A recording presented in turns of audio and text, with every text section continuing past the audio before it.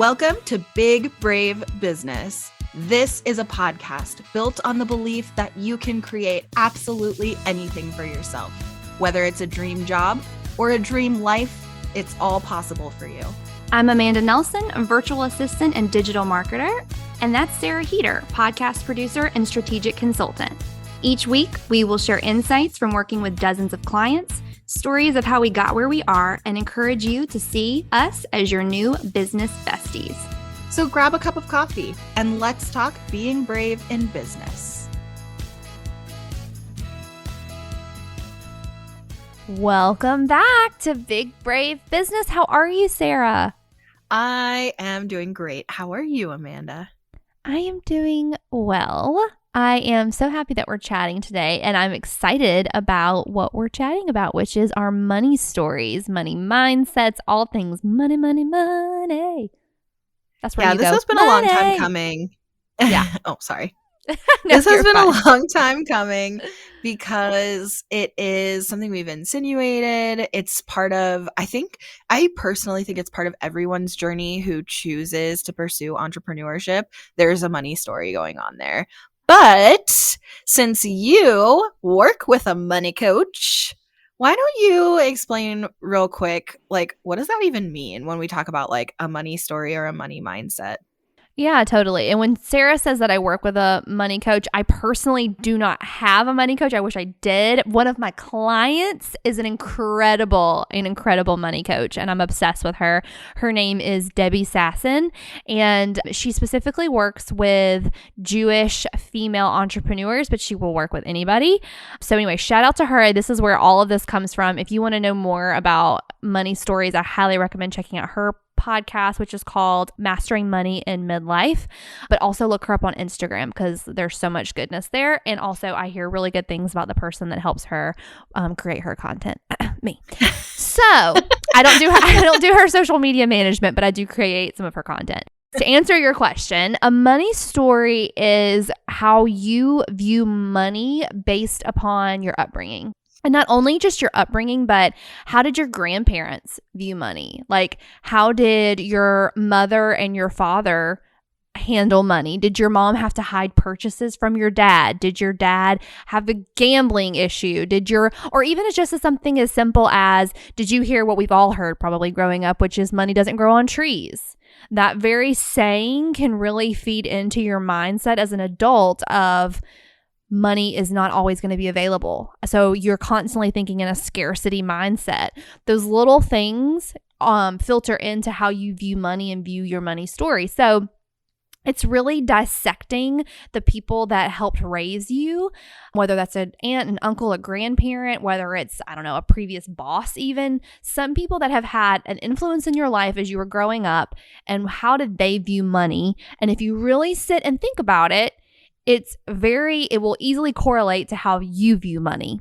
So that's a money story. So in starting with that, Sarah, how do you feel about money? Well, that's so loaded, but I'm going to say it's a struggle for me, definitely. I listened to an audiobook version of You Are a Badass at Making Money by Jen Sincero, I think. And one of the things I loved in that book is she really encourages you to write a letter to money, and you'll see a lot of how you feel about money show up in that. It's been a few years since I read it, so that might be an exact, if you're an expert on the book, you might be like, that's not exactly how it goes. Anyways, it's something like that. And what's interesting for me is she put some examples in there, but what's interesting for me is I started thinking about what would that letter look like for me, and I realized I have a lot of fear and insecurity around money. I'm not confident about money. And in the work that I do with the Girl Scouts, if you didn't know, I'm a lifetime member, and I also host a podcast for troop leaders, and it's called the Troop Leader Experience. But a big part of Girl Scout programming these days, a huge, huge pillar in that is financial literacy, because there is a huge gender gap in the financial literacy of girls versus boys. And yes, I know there are more gender identities than that, but that's what the Girl Scout research is based on. So it's gendered. In working with Girl Scouts, there's a lot of realization that, first of all, yes, I believe that. And I think it's good. And I want to be part of that for girls, of like helping them build financial literacy. But there's also a lot of insecurity in, I don't have much. So I definitely, let me say also, growing up, like, I always had everything I needed. I'm very, very privileged in that way, that I always had like a hot dinner. I always had groceries in my house. I always knew where my next meal was coming from. So I always had a roof over my head. I always had school supplies. Like, I absolutely had the privilege of always having everything I needed. And also, there was very much an underlying understanding that there was never enough money, and that there were so many things that we couldn't have or do that maybe my peer group had, or, you know, other people would get to do, or other people would get to have. I would get invited to like international high achiever events, and I could not go because we could not afford it, or like things like that. There was an understanding that college was expected, but I was going to have to pay for it. So I had to work hard to get academic scholarships. Like, there were a lot of things where, yes, I had quite a bit of privilege, and also there was this mindset of there's never enough money. So I really became an adult who has a belief that there's never enough money, and people who have enough money are not me, and I'm not, like, my family, we're not those type of people, quote unquote. Like, we never have enough money. So we have to make do with not having enough money. That's like the mindset, even though what the actual facts are is that I've always had everything I needed. Does that make sense? Yeah, yeah, that does make sense. So I've done some coaching around this with my former coach, and I also have spent time, obviously, like reading and whatnot, like trying to learn a little bit about it and like exploring how I feel about it and changing my mindset around money. But yeah, that's like an overview of where I'm coming from, and just trying to give myself evidence that I've always had everything I need, that I have more than enough, and there's always enough. It comes when you need it. All those kind of mindset shifts. But what about you? Well, first I want to ask you a question before we dive into me, which is Okay. it sounds like I wonder how much of your personality when it comes to business and high achievement comes from the fact that you were raised to, like with your college situation. Oh yeah, you're expected to go to college, but you have to pay for it. Or like like your achievements were definitely tied to making money because you Yeah. had to, like it was expected, like you Yeah. have to make your own way, which really fed into that personality type, that Enneagram type, where you feel like you're only as valuable as like your achievements. Yeah, no, you're spot on. And actually, one of my friends and I were talking about this because we have a mutual friend. All three of us always used to aspire to like sweet C-suite jobs. We've known each other since college, and we've all had this like aspiration. And one of the three of us was raised with significantly more privilege. The other two of us, very comparable. And what we have said is that what's interesting is we all had this shared C-suite objective since we were very young. But for our one friend, it was about what she could contribute and what she could accomplish and being seen as a leader. For the other two of us, who had significantly less privilege than her, but still a lot of privilege, it was always about money. It was about how much money we could make. It was about being like almost like the great white hope of our family, Mm-hmm. like that we could be the one who makes it, kind of a thing. Both of us had that mindset about it. And it's, we've talked about, the two of us have talked about how it's interesting to note that although the three of us became friends because we had very similar shared aspirations, we came from a really different mindset about it. Yeah. Yeah. I So think you're that's totally right. That's exactly, I mean, that's why I think why I started with everybody who goes into entrepreneurship has a money story that influences why they made the decision and also how they show up as an entrepreneur. oh, Like a it's hundred part of who you percent. are. Yeah, totally agree. I'm going to start by saying I want to be extremely protective of my family when I tell this story, but I also want to like be very vulnerable and open. But I will say from my parents were separated when I was very young, and I have two siblings that are older. They both made the decision to go live with my dad. I stayed with my mom. So I was very much so raised, even though my dad is great. He listens to the show. I love him dearly. My mom is also a good person. I chose to be raised by my mom. And so I was basically raised kind of in a single mom, like a single one parent household. And again, I had things that I needed. There was no like, let's go buy a whole bunch of new clothes at the beginning of every school year. There was never really any extras. I didn't get a car until I was like about to leave to go to college. My mom took me to school every single day all through high school. There was definitely no extra. You know, I got free lunches all through elementary and middle school because we just didn't have the funds. This doesn't hurt me or cause me any kind of stress, but it does affect the money story, which is why I'm going into this.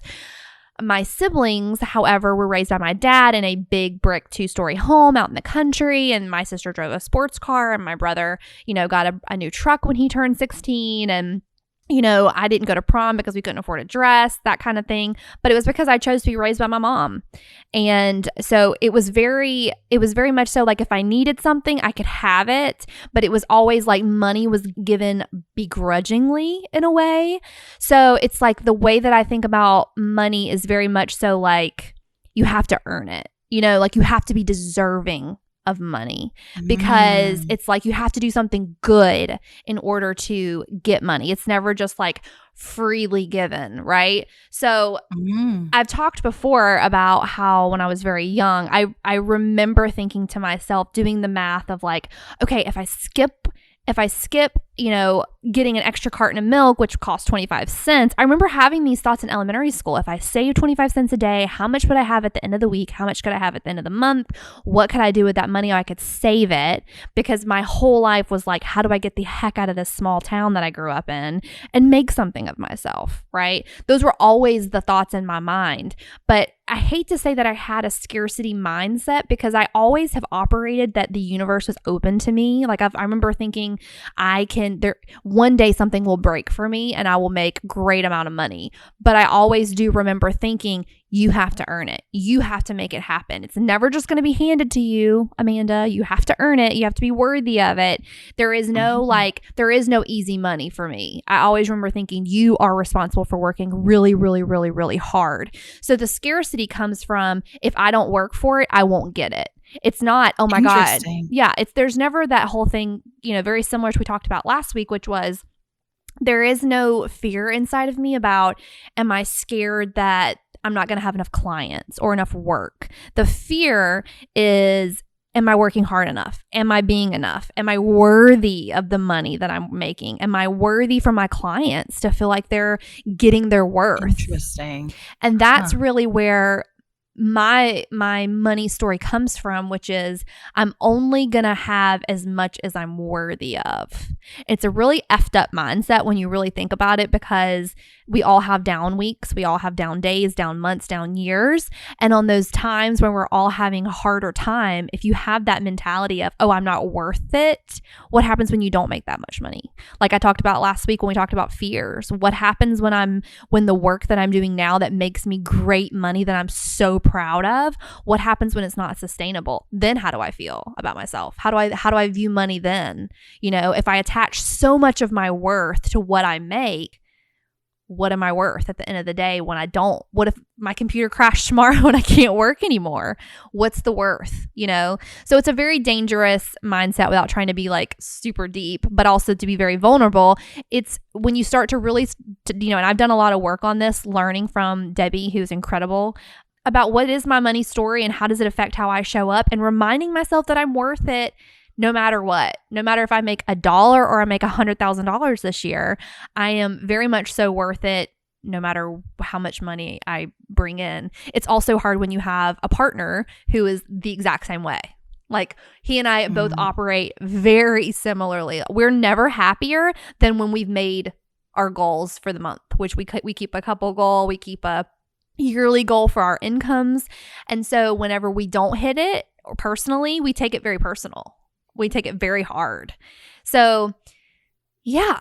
It's very complex and it's very Interesting. complicated, but when you start really dissecting it, it's so worth it to do for yourself. Like just like I recommend people take the Enneagram, I highly recommend people dissect their money story and how you were raised. Were you always aware of that money story and that money mindset? Like, did you know what your assumptions were and the story you were telling yourself about money? Or is that something that you had to take a journey to discover and understand about yourself as an adult? It's definitely been a journey because it's not something that I like woke up and was aware of. Like I never really considered, like I've never asked myself, how do I feel about money? And then when I heard Debbie Sasson on her podcast talk about it, I was like, you know what? I don't think I've really ever like done the work and really thought about it. But it will blow your mind when you really start to think about the behaviors of your life. Like, why did I think I needed to have a job at 8 years old? At 10 years old, why was I like busting my ass trying to make money at 10 years old when I should have been a kid?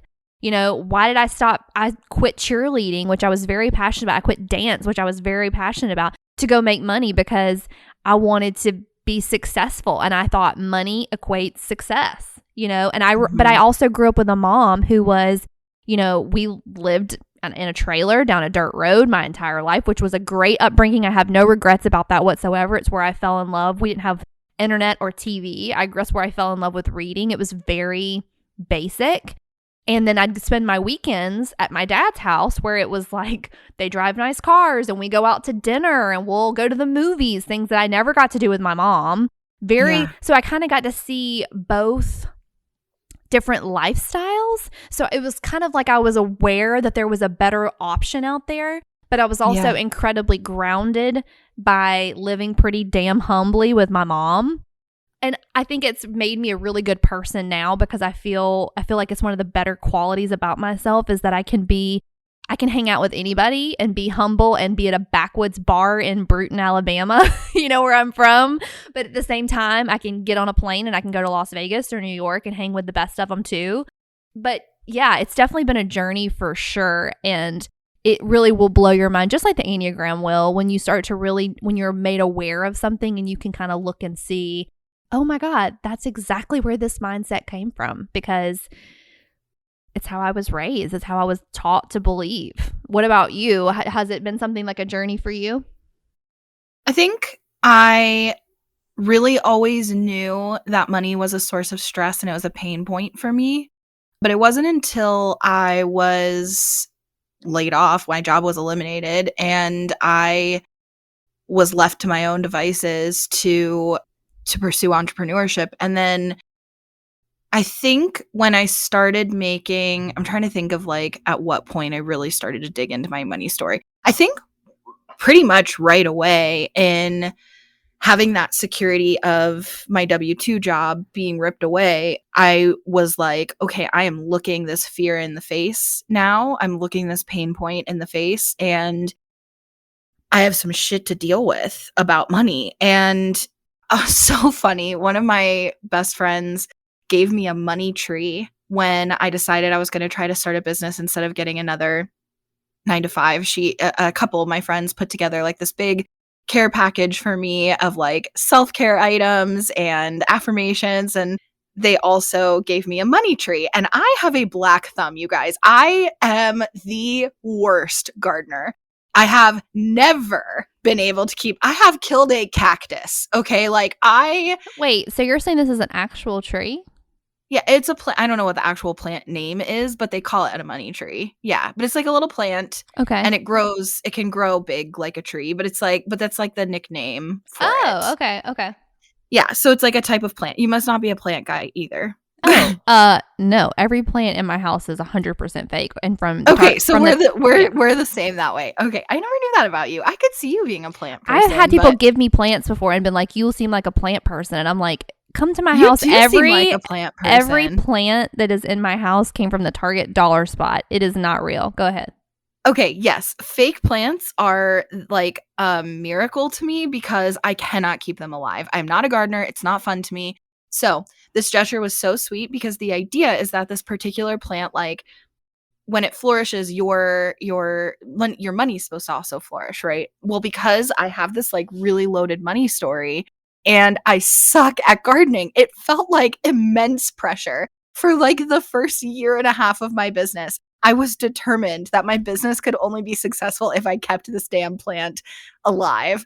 And I was, if it started to look a little rough, I would get so worried. And it was so stressful for me. Like, I had such a strong correlation between this damn plant and my, like, the money that would come to me.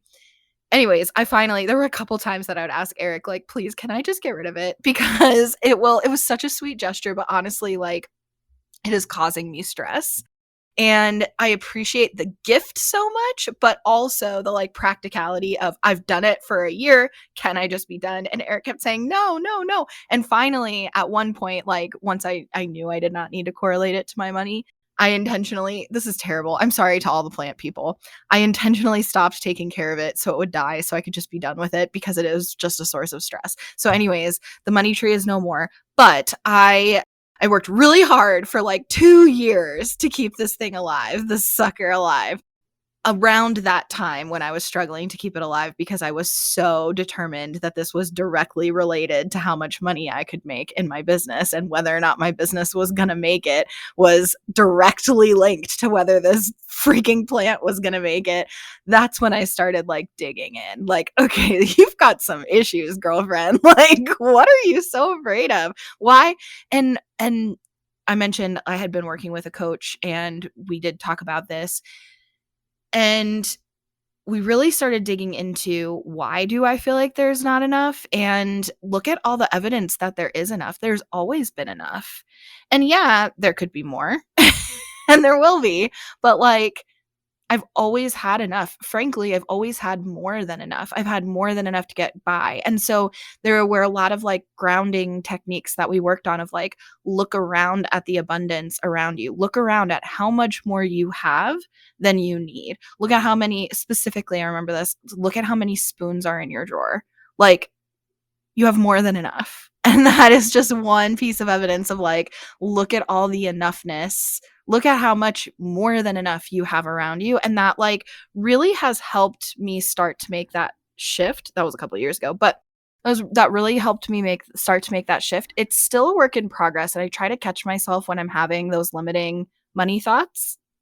But yeah, it's a big one. That's like the big kahuna for me, I think, is my relationship with money. Yeah, I also think something that's sad about money and being an entrepreneur is, or just in general, is that I remember, and Drew and I talk about this all the time. My husband, Drew, if you're a new listener, we talk about it all the time. Literally 8 years ago, maybe even less than that, I was making like $600 at my job, and I had two other part time jobs to supplement. I was so broke, and I had a 1-bedroom apartment with me and my little dog. And I remember being so broke that we would share a box of Cheerios for like a couple of days until I would get paid. Just feeding my little dog Oh, Cheerios because I was like, girl, we are in this together. I do not have any oh, money. And now you fast forward, I'm on track to make 6 figures this year. And it still feels like it's not enough.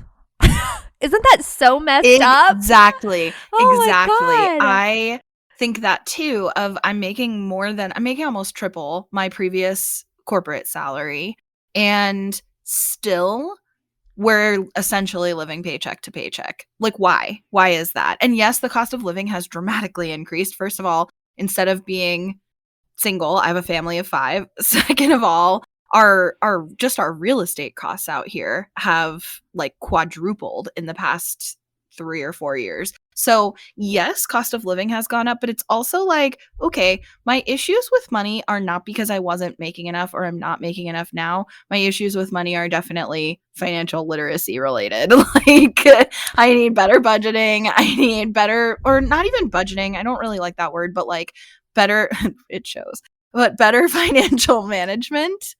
Like, I need to face it. And I think part of the reason why I don't have great financial management is because I've had such fear and insecurity around money that I didn't want to deal with my money. This is like a super vulnerable share, you guys. So shout out to you if you're listening. When I said I want to be business besties, I like meant it. We're best friends now. So I hope you recognize that this is some loaded shit to share.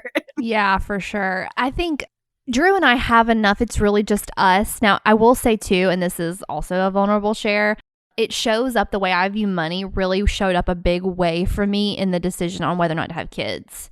Because a good example, a vulnerable share, is that I have a stepdaughter who is 14 and she has a debit card. And if she needs something, we put money on it. Let me explain to you what would have happened growing up had I asked to have a debit card at 14 years old and was able just to go to the mall and request money to go shopping with my friends. That would have never, when I say never happened, I mean I probably wouldn't be alive to have even requested something like that. So it's almost, I have to check myself because to me it's almost infuriating that she would even have the nerve to ask, because at 14 years old, I was working. Like I had a job, girlfriend. I had a and job. my stepdaughter, she just gets money, gets the money. And guess what? It's my stepdaughter. It's not my daughter. It's my stepdaughter. And so for me, it's Drew, how do you want to raise your child? Like if that's how you want to raise her, like do it. We are living in a different time. But to me, I also want to go ahead because how was I raised? You have to earn your money. Drew doesn't want to instill that in Karis. 100%. Yeah. And so let me explain to you, and I tell you that if it was my biological child that I was responsible for her upbringing, she would not have that debit card. She would not have that money being deposited into her account because guess what? You have to earn it. And now looking back, is that right or is that wrong? I mean, really think about it. I totally agree with you. And I think step parenting is such an interesting version of parenting, isn't it? Because coming in a little bit later in their lives, we can ask questions like that. And I actually think, I don't know if you feel this way, but I think it, hello, Eric, who's listening to this, and I'm talking about you. I think sometimes it helps him even be a better parent. And by that, I mean, it helps him be the parent he wants to be, because it is so easy for all parents to get into that mindset you were just talking about of like, this is how it was for me. Yeah. Like, so almost I want you to have to know that also, except if I really think that through, no, I don't. I would never want that for you. And that's something that we wrestle with too, of like any hardship we knew, we don't want our kids to know. We want our kids to have better. But also if you don't have any hardship, then who does that make you into as a person? You have to have some adversity to overcome in order to be a good person. If you live a totally privileged life with no adversity, and I'm thinking about Little Fires Everywhere, if you've read / watched it, the idea of the Yale essay of what hardships have you had to overcome. And if you haven't seen it, there's a very privileged white high school senior who is trying to get into Yale, and she has to write an essay, a personal statement about overcoming adversity. And she is very much struggling to come up with what to write about. And I think about that and like, not that that character is inherently a bad person, but certainly what she ends up going up against, facing adversity, kind of builds character. It makes you better a little bit. So it's just an interesting kind of point of like, how do we teach our kids lessons and give them experiences that shape their character? And also everything we do as parents is so that they have a better life than we had. That's what we want for them, right? Yeah, it is very hard. And you and I have talked about this as step moms before. It's like my husband grew up with nothing. His dad died when he was really young. He was raised by a mom with 3 siblings, him included 3. And so money was always really tight. So for him, it's like, I didn't have it growing up, but I want you to. So he overcompensates because he grew up in a home that didn't have that. So he overcompensates by giving, giving, giving, giving, giving. And I'm on the other hand going like, hey, quit giving, make them earn it. Like, no, you don't just That's give, you interesting. don't just hand somebody. So she wants a new skateboard. Guess what? Well, guess what I had to do? Go get a job. So it's going to be very curious to see, like, growing up, how that is reflected. But that did play a really big part in me making a decision on, do I want to raise children who I have tons of, and I'm very opinionated. I have tons of opinions about how to raise a child appropriately, and I can't do it. Like, it would be incredibly hard for me. I would be basically, just knowing myself personally, I would be regurgitating everything that my mom ever taught me. And guess what? I don't want anybody else to have to do that. Not that my mom was a bad person. Let me say that. She's not a bad person, but she did the best she could with what she Yes, had. And 100%. also, Yes. she raised me based off of her own upbringing. And guess And what? That might not be the best thing. I turned out you're okay. wonderful. Thanks. That's what I was going to say. You're wonderful. So obviously she did something right because you're wonderful. And also, I think it makes sense that every generation we want to do better than our parents. Our parents wanted to do better than their parents, not that their parents didn't do a good job, right? It goes back generationally. It is such a balance of like, we honor our parents and our grandparents and our great grandparents who came before us, who did the best they could with the circumstances they had, but we want to do better. That's the whole point. And then I want my kids to do better than me, right? But it is interesting. So one last thing that I want to ask you about this. Do you think your experience with like entrepreneurship and how that influences your relationship with money, the availability of money, etc., do you think that your entrepreneurship journey influences your kids, your stepkids? Do you hope that it does? Do you like what lessons do you think they're getting, if any, and what lessons do you hope that they'll get from you pursuing your own, your own work from home, your own business? Yeah, I think my circumstance is a little bit different than yours. We very rarely have my stepdaughter. My younger stepdaughter, my oldest stepdaughter has kids and living her best life, and she's very much so, she doesn't live around here. I hope that my stepdaughter sees that you can create your own income by yourself. You can do that. I hope that she sees that you don't have to go to college and like have this big time degree, or you can take the skills that you've learned and apply them. Do I think that's been the case? Probably not, just because we're not like in close proximity.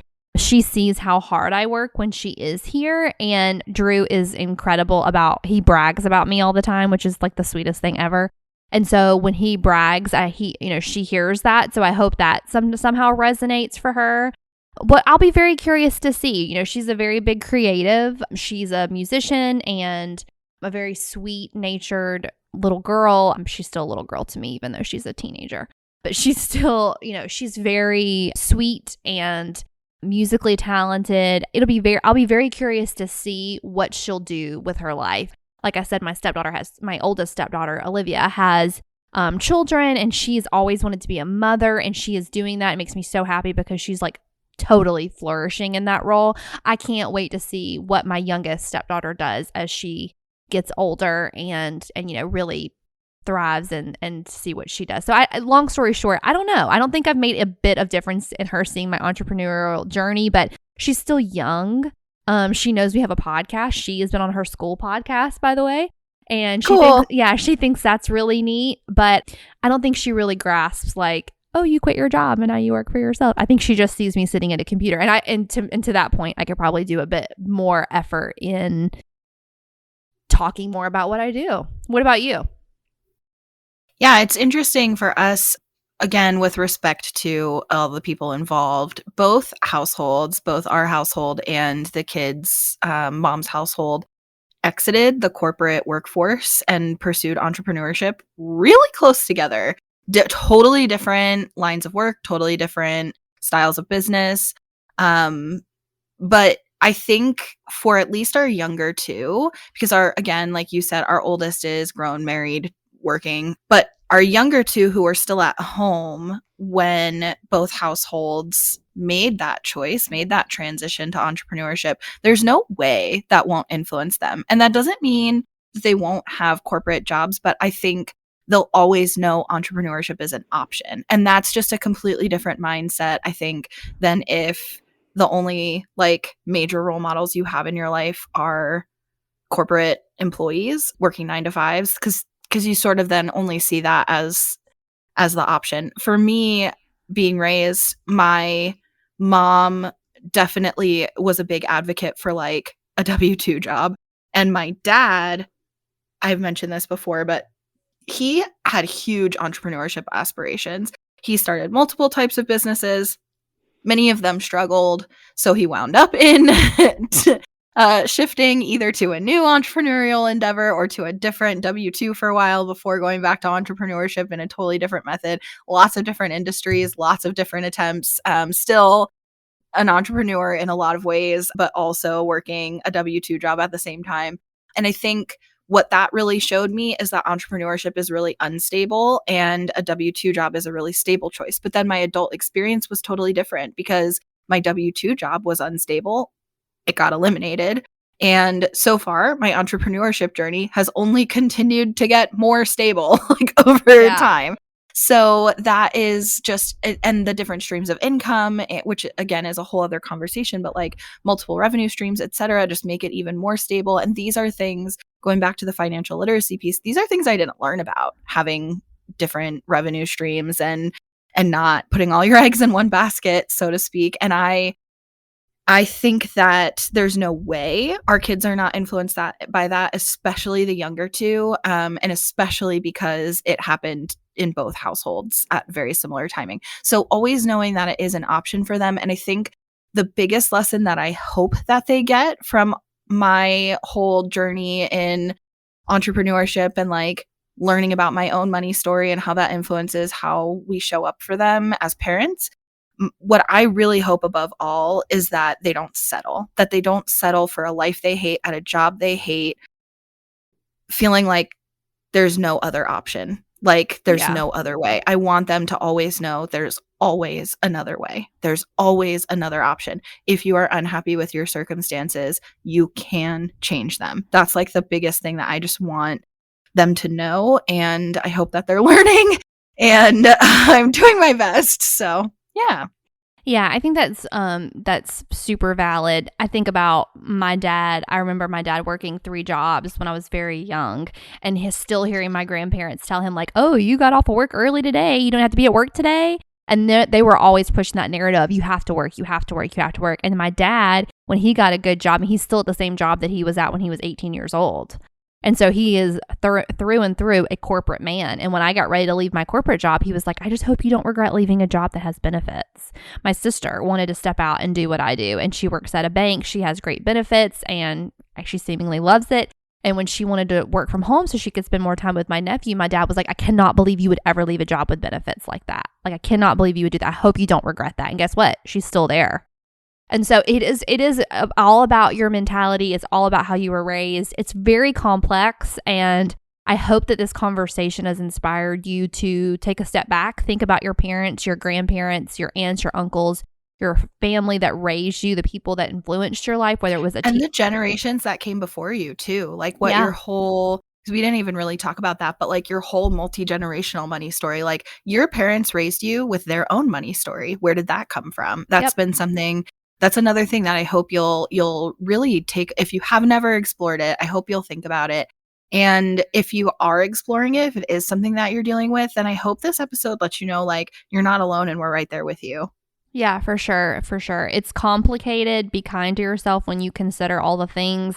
And when you start to look back on maybe money behaviors that you had in your past, be kind to yourself, because we're all doing the best that we possibly can. And you, looking back on, my husband says all the time, "I can't believe how irresponsible I was with money in my 20s.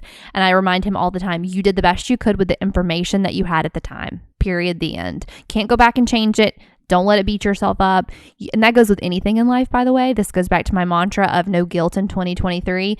If you've made bad decisions in the past, if you've made like immature decisions, you're embarrassed, you dated the worst person on the planet, I don't care what it is, remember that you did the best that you could at the time you did with the information that you had.